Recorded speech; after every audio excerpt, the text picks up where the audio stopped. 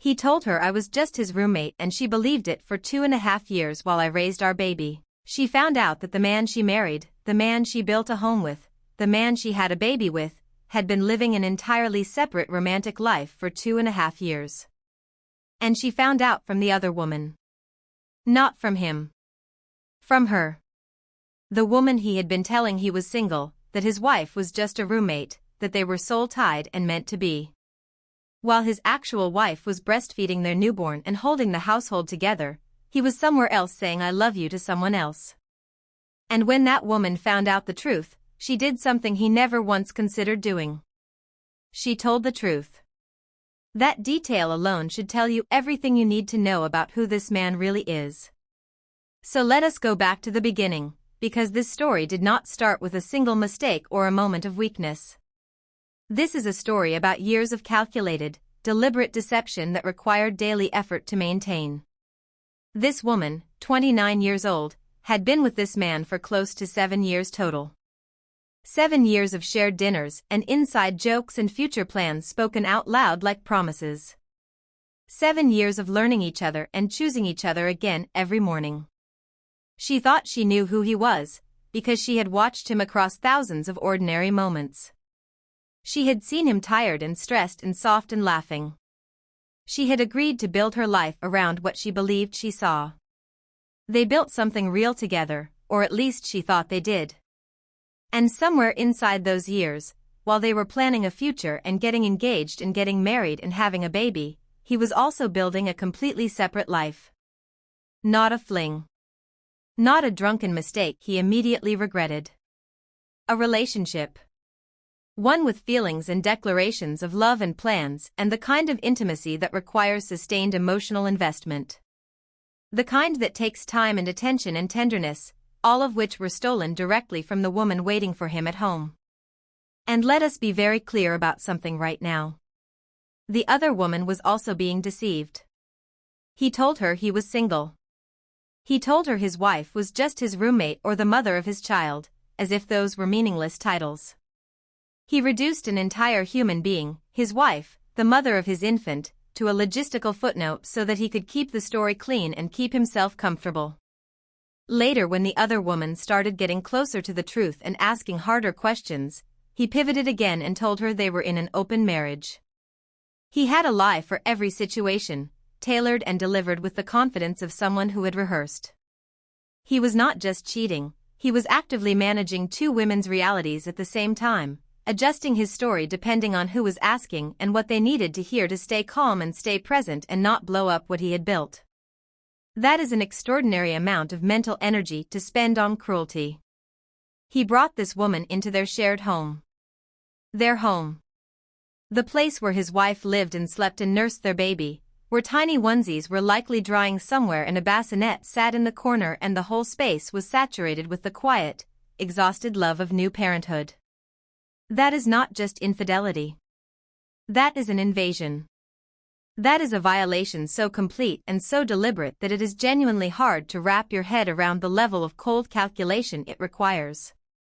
To look your wife in the eyes at the end of a day when you had another woman in her home and just act normal. Make dinner or watch television or kiss your baby goodnight and feel absolutely nothing about what you just did. To carry on without flinching, without guilt spilling out in some small involuntary way. That is not a man who made a mistake. That is a man who made a choice, over and over again, every single day for 2.5 years.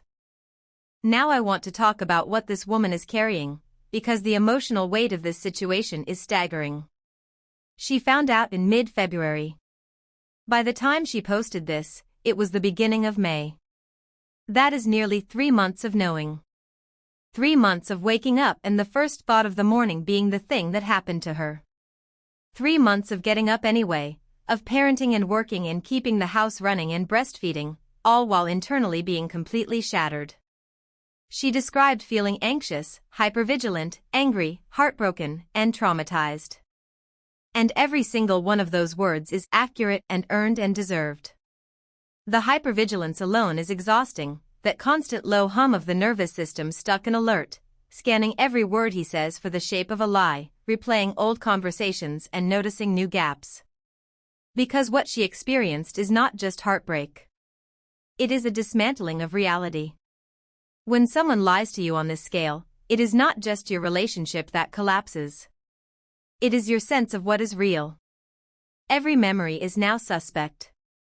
Every tender moment is now a question mark. Was any of it real, or was I just the one who stayed home while he went somewhere else to feel alive?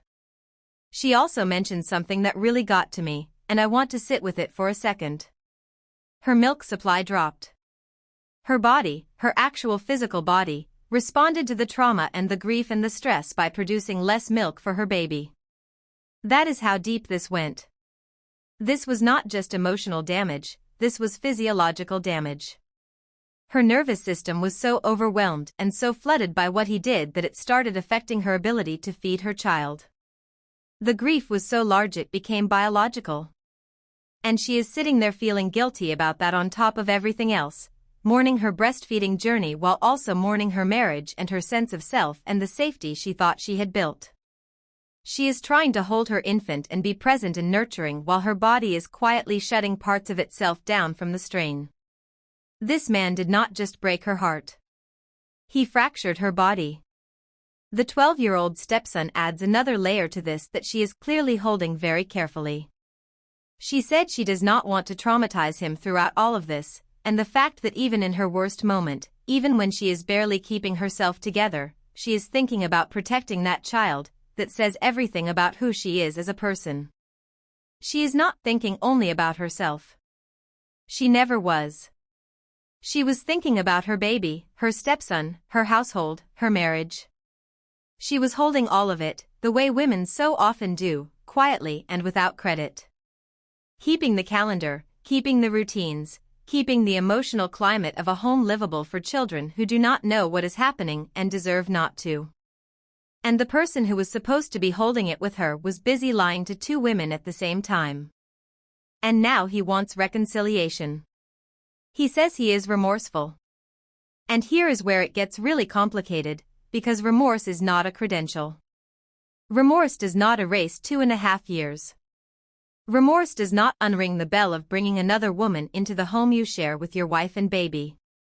She said something honest and painful when she described this, that sometimes he seems to understand the damage he caused and other times she still feels emotionally unsafe or pressured to move forward before she has even processed what happened. That pressure, even if unintentional, is another form of control. It is him deciding the timeline. It is him saying, I have already decided how long my consequences should last and now I need you to catch up. And there is something particularly cruel about a person causing immense harm and then growing impatient with the person they harmed for not healing on a schedule that is convenient for them. She asked whether reconciliation is actually possible after betrayal on this level, and whether the sadness and anxiety and intrusive thoughts ever calm down. And that is such a real and honest question, and the answer is complicated. For some people, with an enormous amount of work and time and genuine accountability from the person who caused the harm, trust can be slowly rebuilt. But there is a very important distinction between someone who made a terrible choice and comes clean and fights to earn back trust, and someone who maintained an elaborate deception for years and only came clean because a third party forced his hand. He did not confess. He did not feel so guilty that he broke down and told her the truth. He did not lie awake staring at the ceiling and decide he could not keep doing this to her. The other woman told her. He would have kept going. That is not remorse that led to honesty. That is remorse that came after being caught. And those are two very different things. Real remorse happens before the consequences. What he is showing her now might be real pain or real regret, but it is regret about getting caught, not regret that stopped him before the damage was done. Because if it were the latter, he would have stopped long before the 2.5-year mark. He would have stopped before the wedding. Before the baby. Before her milk dried up from the stress of discovering his secret. He had so many chances to choose her, and he did not take a single one of them. She said she has been in a state of shock and disbelief for 3 months. She is not staying because she wants to work on the relationship. She is staying because she is still absorbing the impact, still processing the fact that this is real and actually happened and that the man sitting across from her at dinner is the same man who did this. And that is an incredibly important distinction. She is not confused about whether she loves him. She is stunned that this is her life. And stunned people need time, not pressure, not a husband asking when things will go back to normal. The fact that she is going to her mom and has a therapy appointment scheduled, those are not small things. Those are lifelines. Those are the beginning of her rebuilding. And I genuinely hope that in those conversations she gives herself permission to stop managing everyone else's feelings for a while and just be honest about her own. She is 29 years old. She has a baby. She has a stepson she loves. She has a life ahead of her that is entirely hers to decide. And whatever she chooses next, whether she stays or goes or takes a year to figure it out, she deserves to make that choice from a place of clarity and support, not from a place of shock and isolation and a husband who is already putting a timer on her grief. Here is where I land on this, and I am not going to soften it. What he did is not a category of mistake that gets to be quietly fixed by saying the right things for a few months. 2.5 years is not a lapse in judgment. 2.5 years is a lifestyle. He maintained this for longer than their marriage has existed. He looked his pregnant wife in the eyes and chose to continue. He brought someone else into their home. He told that woman his wife was a roommate. And he only told any version of the truth because he got caught. That is not a man in a moment of weakness. That is a man who calculated his actions every day and decided his own satisfaction was worth more than his wife's dignity, his child's stability, and his stepson's home life. She asked if the anxiety and intrusive thoughts ever get better, and the honest answer is that they do, but they get better faster and more completely when the source of the trauma is removed. Staying with someone who hurt you on this scale and hoping they have changed is not healing. It is just surviving inside the thing that broke you. That does not mean people cannot heal in a reconciled marriage, but it requires something from the betraying partner that goes so far beyond words. It requires years of radical transparency, consistent accountability, no defensiveness, no rushing her timeline, and a level of patience and humility that very few people are actually capable of sustaining. She is the only one who can decide whether she sees that capacity in him. But she needs to see it clearly, not through the fog of shock and survival mode. And my final word on this is simple. She is already doing the hard part. She has been doing it for 3 months, quietly, alone, without anyone knowing.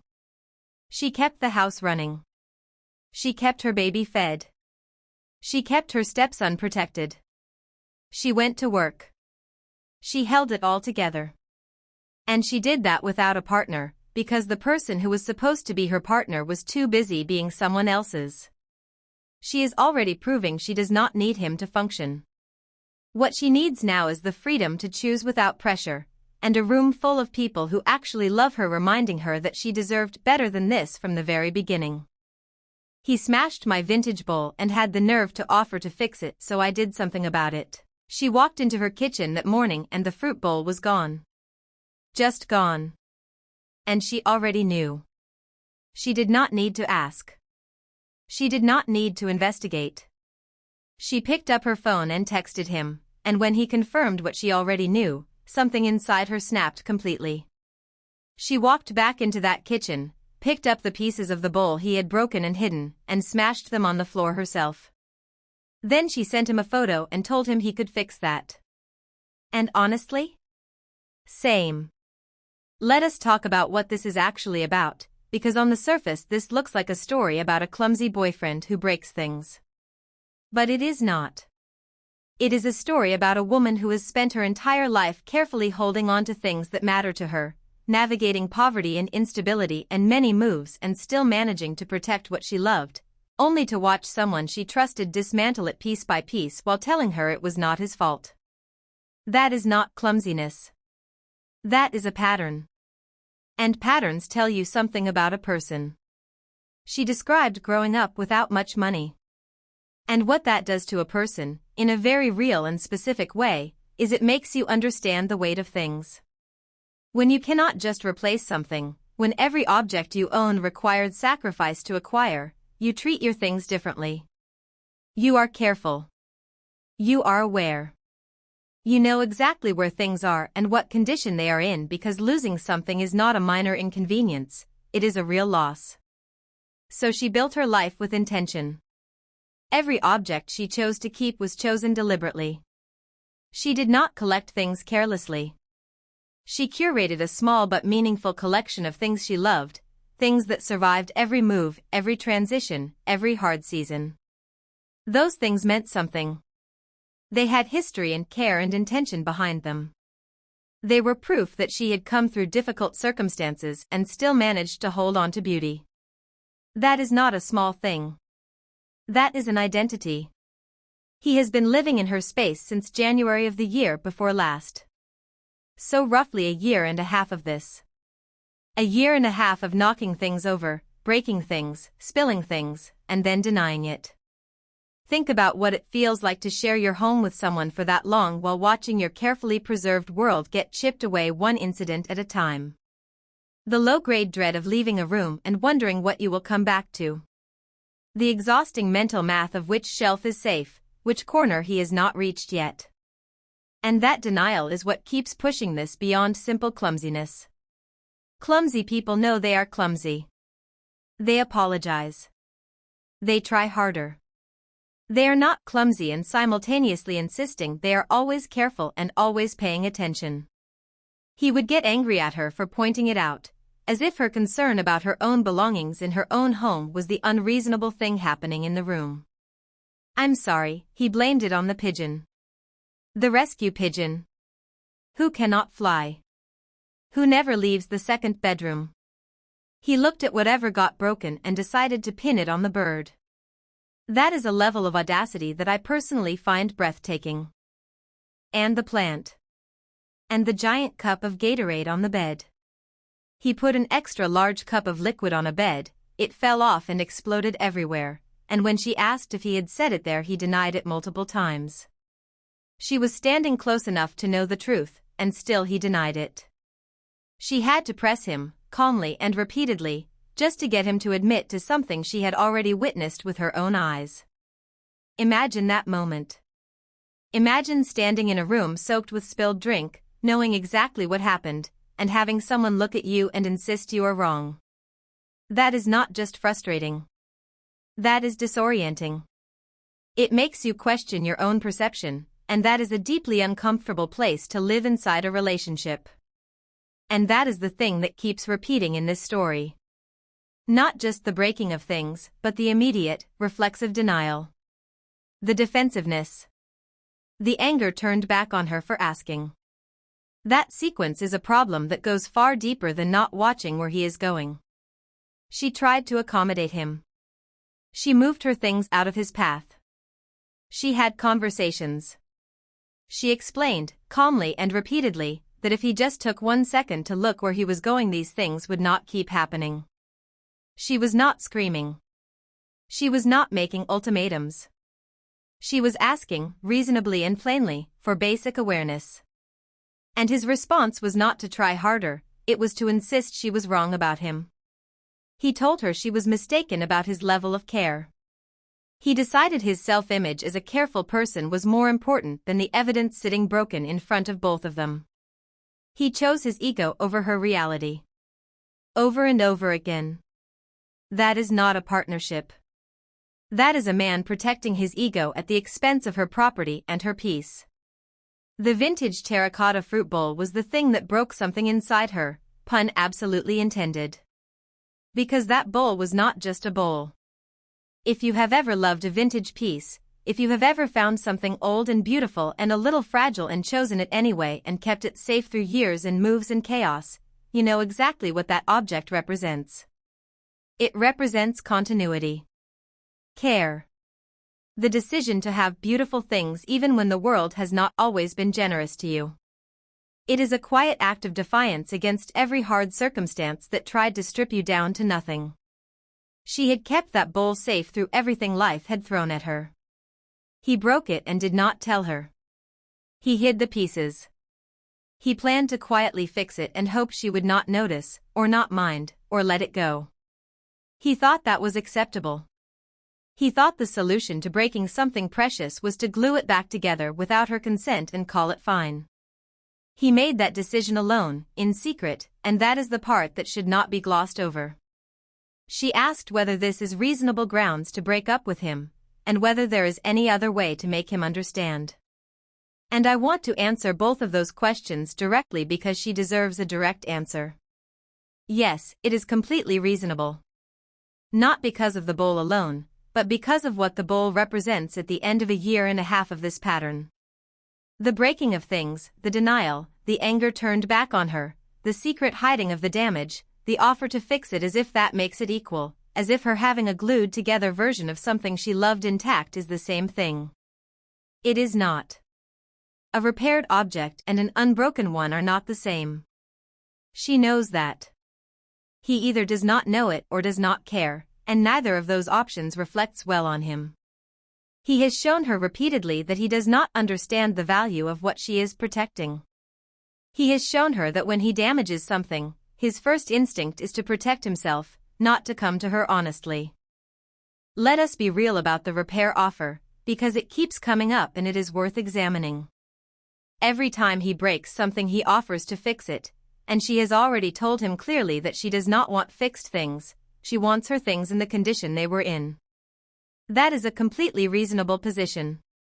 That is her saying, I did not want damaged things in my life, I carefully avoided damaged things, and now I have them because of you. She has communicated this plainly. She has not left room for interpretation. And his response to that clarity is to keep offering the same inadequate solution, as if saying he will fix it closes the loop. It does not. It just tells her he is not actually listening to what she needs. He is listening for a way to make his guilt go away. He is not trying to restore what she lost. He is trying to restore his own comfort. She asked if there is another way to talk to him that will make him understand. And I want to be gentle here because she clearly still cares about this relationship and is looking for a path forward before she walks away. But here is the truth. She has already had the conversation many times. She has already explained it clearly. She has already moved her things. She has already told him exactly what she needs from him. He responded with denial and anger. He has not changed. And at a certain point, the conversation has been had. More words are not going to do what more words have already failed to do. The only language left to speak is action, and she already spoke it this morning when she smashed that bowl on the floor and sent the photo. She communicated in the clearest possible way exactly how she felt. What he does with that is the answer to her question. This is a woman who has kept beautiful things beautiful through poverty and instability and years of difficulty, and she deserves a partner who respects that. Not someone who tells her she is wrong for caring, hides the evidence when he fails, and offers a glued-back-together substitute as if love and care are interchangeable with repair. She has spent her whole life protecting what matters to her. It is time to decide whether that standard applies to her relationship too. Drop a comment below telling me which story hit harder today. If you made it this far, a like and a subscribe would mean the world.